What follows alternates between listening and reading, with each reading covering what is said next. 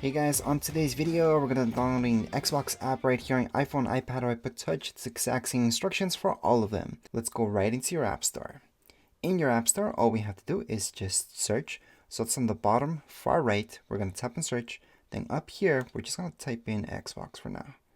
And our first option in this case will say Xbox. That's exactly what we need to download. Don't download the other ones because you don't need them. The one that you actually do need is the first one. Then later on, you might need the other ones, but for now, just tap on Get. It is a free app and it doesn't take that much space. You can actually see how much space this is going to take. So let me just tap on Get again, and then it's going to start downloading.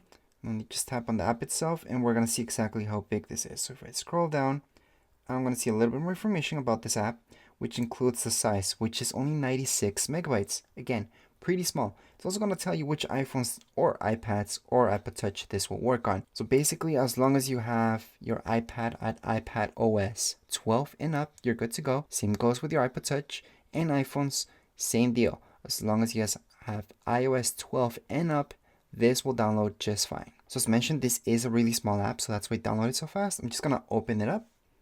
And as we open it up, we just have to sign in. If you guys don't have a sign in, this will be the time to create one so you guys can set up console or sign in right away. It's pretty much the same thing. But anyways, that's it. That's how you guys can download this Xbox app, which most of you are downloading it just in case you bought a new Xbox.